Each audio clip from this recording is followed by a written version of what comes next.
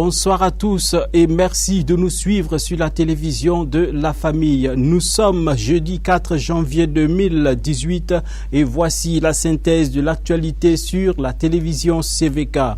Au menu de cette édition, 28 tonnes de ciment saisies par la direction de contrôle économique avec le concours de la gendarmerie nationale.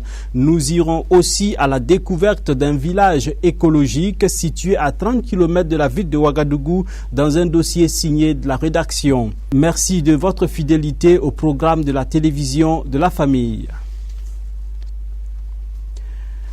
La direction du contrôle économique et de la répression de la fraude en collaboration avec la gendarmerie nationale a procédé ce jour à la répression et à la présentation de 28 tonnes de ciment frauduleux saisis. Yasmina et Moïse Kinda y étaient pour nous. La Direction générale du contrôle économique et de la répression des fraudes, en collaboration avec la gendarmerie, a saisi du ciment Savannah Diamond Company Ltd, CPA 4550 kg, en provenance du Ghana. La rencontre de ce soir, c'est une rencontre dans le cadre, n'est-ce pas, de la lutte contre la fraude. Juste informer les consommateurs et les opérateurs économiques que la fraude là est interdite au Burkina Faso. Voilà, et que ça contribue à une concurrence déloyale vis-à-vis des entreprises qui sont au niveau local ou ceux qui ont légalement importé les produits. Voilà, donc, dans l'opération, n'est-ce pas, de lutte contre la fraude, là, on a saisi un certain nombre de produits dont on voulait, n'est-ce pas, que la communauté là, puisse savoir et se rappeler que c'est interdit. Voilà, que de telles pratiques là ne sont pas des pratiques loyales sur le marché du Burkina Faso. Voilà, l'opération a concerné la zone est du Burkina Faso et on a pu saisir environ 28 tonnes de ciment, voilà, importés sans, n'est-ce pas, les documents des titres d'importation, voilà, sans, n'est-ce pas, les documents légaux d'importation. Ça veut dire qu'ils ont contourné le système légal du Burkina Faso pour rentrer sur le marché. Voilà pourquoi nous disons que nous combattons cet état de fait-là et juste les rappeler que c'est interdit. Voilà, et ça, l'activité a concerné la période du 13 décembre au 31 décembre. Et les informer aussi que l'action se poursuit. Ça se poursuit et sur le terrain, les équipes de contrôle sont à pied d'œuvre pour toute pratique illicite en matière de commerce. En rappel, la Direction générale du contrôle a saisi 28 tonnes de ciment en 2017, soit 4,35 tonnes à Coupéla, 3,85 tonnes à Fada et 20 tonnes à Pau. Le directeur général lance un message à la population. À la population, c'est de leur dire que la fraude là est interdite au Burkina Faso. Tout commerçant qui veut faire venir les produits au Burkina Faso doit respecter les textes, doit prendre des papiers d'importation pour faire venir le produit au Burkina Faso. Voilà, pour pouvoir venir vendre légalement. C'est comme dans un terrain de football, tout le monde joue le match, mais il faut respecter les règles du jeu. Dès lors que vous fautez, on siffle. Voilà, si c'est carton rouge, on donne carton rouge. Selon la Direction générale du contrôle économique, après avoir saisi cette quantité de ciment pour présomption de fraude, a demandé au présumé fraudeur de lui fournir les documents nécessaires à l'importation de la marchandise dans un délai de 72 heures. Après étude du dossier, l'infraction concernant la fraude a été avérée. L'infraction relative à la fraude étant consommée, le fraudeur sera sanctionné soit au paiement d'une amende allant de 500 000 francs CFA à 500 millions de francs CFA et d'un emprisonnement de 6 mois à 5 ans conformément à la loi régissant la concurrence. Pour tout cas suspect de fraude, contactez la direction au numéro vert suivant 80 0011 84 et 80 0011 85. Ils sont 30 à être honorés au ministère de l'Environnement et du Développement durable pour bons et loyaux services rendus à la nation. Plus de précisions avec Moïse Kinda.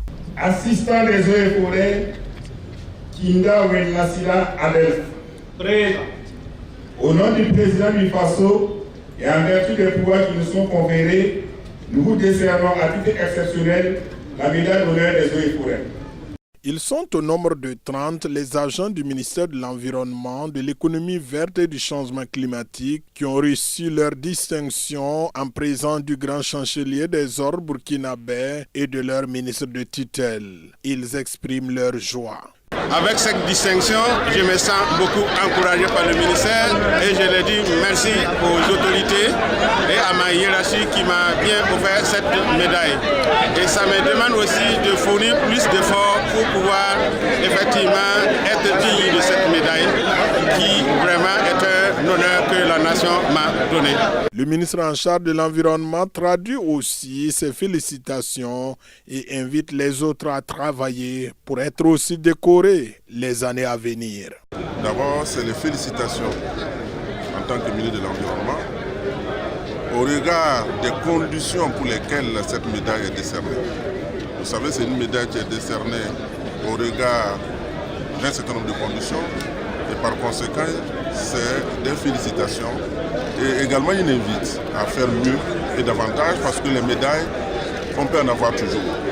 Et ceux qui n'ont pas eu la chance d'être décorés ce matin pourront en être également demain. Et également, c'est une invite également pour que l'année prochaine, d'autres, en tout cas, puissent en bénéficier. Donc pour moi, c'est les féliciter, les encourager à bien faire. Ils ont été tous félicités par le grand chancelier des ordres burkinabés et le ministre en charge de l'environnement. Un village écologique à 30 km de la ville de Ouagadougou, Rawelgue, puisque c'est de ce village qu'il s'agit, a surmonté Dame Nature pour produire des plants en toute saison. Suivez plutôt le dossier signé Delphine Banissi.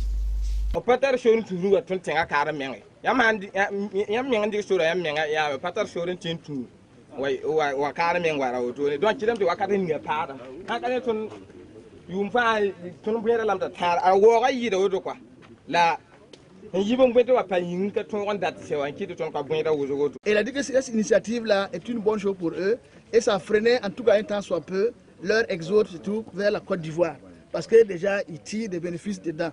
Mais une contrainte majeure est que c'est le débouché ou du moins la route. Comme vous l'avez constaté d'ici le goudron, la route est défectueuse. Des villages écologiques, il en existe bien et belle au Burkina Faso.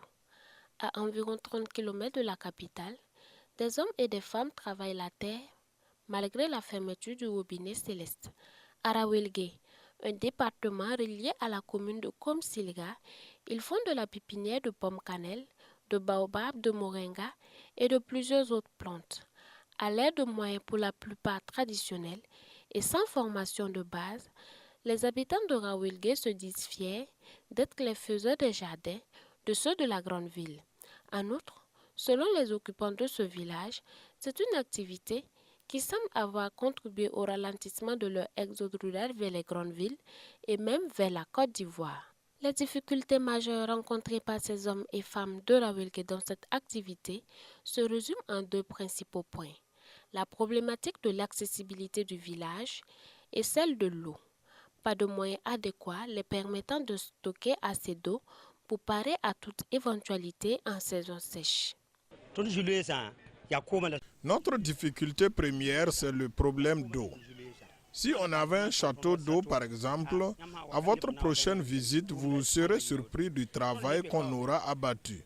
Aussi, vous avez constaté que la distance entre la voie bitumée et le village ne dépasse pas 3 km, mais difficile de rallier les deux points. Nos femmes ont aussi besoin de prêts pour exercer convenablement leur commerce. Mais la difficulté majeure reste le problème d'eau. Pour le maire de la commune de Komsilga, commune à laquelle est relié le village, la population a abattu un énorme travail sans le soutien de l'État, certes. Cependant, au stade où elle en est, elle a un grand besoin de soutien de la part du gouvernement. On demande vraiment de nous soutenir. Vous voyez que la population a déjà développé des bonnes initiatives et il faut qu'on les accompagne. Le type de soutien, je pense qu'il y a un manque de moyens qui manque la population ici. Vous voyez les travaux qu'ils viennent de nous montrer. Si le ministre peut voir au niveau de l'État pour soutenir, pour financer financièrement, pour soutenir la population, je pense qu'ils vont faire de plus. Le ministre en charge de l'économie verte ayant fait le déplacement personnellement avec tout son lot d'experts après visite, a déclaré Rawelgue village éco, un modèle pour la mise en œuvre des éco-villages au Burkina Faso.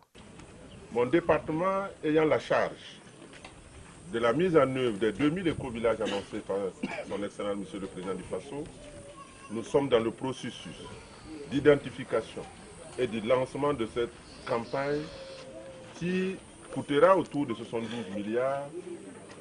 Et nous pensons, au regard de ce que je viens de voir, nous n'avons plus besoin d'un comité de sélection pour déjà identifier ces villages comme villages éco. Et, conformément au projet du chef de l'État Roch-Marc Christian Kaboré de créer 2000 éco-villages au Burkina Faso à la limite de son mandat, le ministre a pris l'engagement que son département sera le porte-voix de ces populations engagées pour l'atteinte de cet objectif.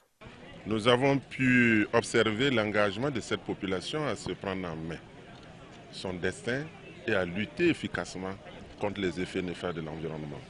Vous avez vu l'approche développement-ménage où l'ensemble des composantes du village sont intégrées dans le développement sur l'ensemble de ces aspects, de la conservation, en passant par la biodiversité et également en passant par tout ce qui est activité les permettant non seulement de tirer des profits, mais en préservant l'environnement.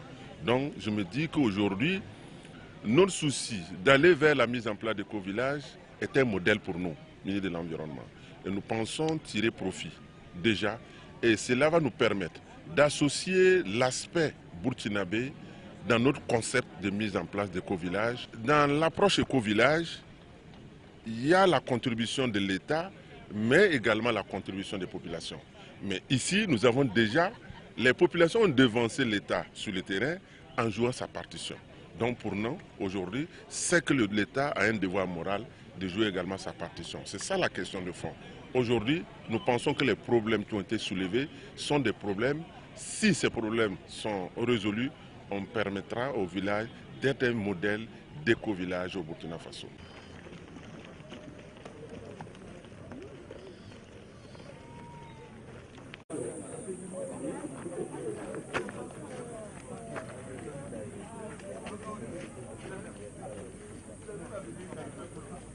Après constat, un village éco est donc un village dans lequel on fait de la culture de contre-saison à partir des bienfaits de la nature, par le biais de méthodes pour la plupart traditionnelles, ne demandant pas trop de produits chimiques. Les habitants mettent à profit les éléments bio que lui tend la nature, et ceci à des fins alimentaires, économiques et financières. À Gaudin, dans la commune de Yako, le peuple de Dieu s'est réuni le temps d'une action de grâce à l'honneur de Maman Penrsom Bamogo et de Mama Tinoara Ouedraogo, qui sont aujourd'hui des exemples d'engagement dans la foi, des exemples de vie qu'il faut suivre et surtout des repères pour la jeune génération. Moïse Kinda y était pour vous. Le samedi 2 décembre 2017 dernier, jour de reconnaissance, d'action de grâce, de souvenir des bienfaits de Dieu à Gaudin, dans un village situé dans la commune de Yako, province du Passoré, région du Nord. Et pour cause, il s'agit de la vie, de la foi, de l'engagement des deux mamans, Mama Tinoara Ouedraogo et Mama Penrsom Bamogo, qui ont impacté positivement dans plusieurs domaines de la vie à leurs fils, petits-fils, frères et sœurs et de la région ecclésiastique de Yako. C'est ainsi donc que les enfants et les petits-fils et l'ensemble des frères et sœurs ont organisé cette cérémonie pour dire merci à Dieu pour tous ses bienfaits et témoigner leur reconnaissance aux mamans pour tout le soutien dont les enfants et les petits-fils ont bénéficié durant leur parcours de foi, d'engagement, d'abnégation dans le Seigneur. Notre grand-mère, franchement, elle s'est donnée à fond et elle se donne toujours parce que notre grand-père fut pasteur. Donc elle également, elle est une maman pasteur, si on peut le dire. Donc à travers elle, nous avons su, elle nous apprenait toujours comment prier. Elle nous disait chaque matin, vous devrez prier avant de sortir. Quand vous gagnez quelque chose, il faut prier avant de manger. La nuit également, on prie. Et puis de trouver un temps, lire la Bible. Donc, et jusqu'à présent, quand on vient au village, on prie, on lit la Bible. Et avec ça, en famille également, quand on rentre, vu comme la grand-mère se donne vraiment pour la prière et la lecture de la Bible, Nous également, on a emboîté les mêmes pas. Donc, arrivé, on lit la Bible à tout moment. Et c'est ce qu'on inculque également à nos enfants. Donc, c'est vraiment un canal de bénédiction pour nous. Et nous rendons grâce à Dieu. Une cérémonie qui a regroupé les premiers responsables ecclésiastiques de la région, des serviteurs et servantes de Dieu venus de près et de loin, des frères et sœurs, des amis et connaissants, pour dire merci à Dieu pour tous ses bienfaits. Concernant le travail qui a été fait, en tout cas c'est un acte qui loue le nom du Seigneur. En même temps, il y a des gens qui vont se relever pour bien servir le Seigneur. Chacun réfléchit à prendre l'exemple de nos grands-mères, comme je l'ai dit à l'église, afin que quand le Seigneur va venir, nous ensemble nous puissions être avec nos mamans dans le royaume de Dieu. C'est l'essentiel. Louez l'Éternel, car il est bon, car sa miséricorde durera toujours. Et le pasteur Jacques Néan, de l'Église des Assemblées de Dieu Temple Wen Songda de Ouagadougou, a exhorté les frères et sœurs, les participants, à témoigner à tout moment des sujets de reconnaissance, car Dieu prend plaisir à la reconnaissance et aux actions de grâce. Voilà ce que nous a quand même activé à faire cette cérémonie. C'est compte tenu quand même de nos mamans qui nous a quand même soutenus lors de notre enfance jusqu'à aujourd'hui. Il nous a donné quand même des bons conseils qui nous guident aujourd'hui dans notre vie et dans nos enfants. Donc nous sommes tellement très contents de faire cette cérémonie pour montrer quand même notre joie au niveau de l'église et à Gaudin tout entier. Donc cela, bon, ça fait quand même un bon souvenir pour nos enfants et puis à leurs enfants. Voilà pourquoi le psalmiste disait « Mon âme bénit l'Éternel » et n'oublie aucun de ses bienfaits. Une recommandation de Dieu à Israël quand il sera dans la terre promise, et de prendre garde de ne pas oublier son Créateur. La fenêtre internationale de cette édition nous conduit dans le nord américain où la tempête hivernale qui s'abat dans cette partie du monde inquiète plus d'un. La Floride est à son tour touchée par la vague de froid qui balaye l'Amérique du Nord. De la neige en Floride, c'est une première depuis 29 ans. Un froid extrême qui offre parfois un spectacle fantastique, comme aux chutes du Niagara. Mais ces conditions climatiques quasi inédites inquiètent les météorologues qui redoutent un phénomène de bombe cyclonique sur la côte est américaine, conséquence probable de la confrontation entre le froid glacial et la chaleur qui remonte des Caraïbes. Une tempête hivernale de forte intensité est donc à craindre et des records de froid pourraient être battus dans les prochaines heures. C'est ici, mesdames et messieurs, que nous refermons cette session d'information. À demain pour d'autres actualités.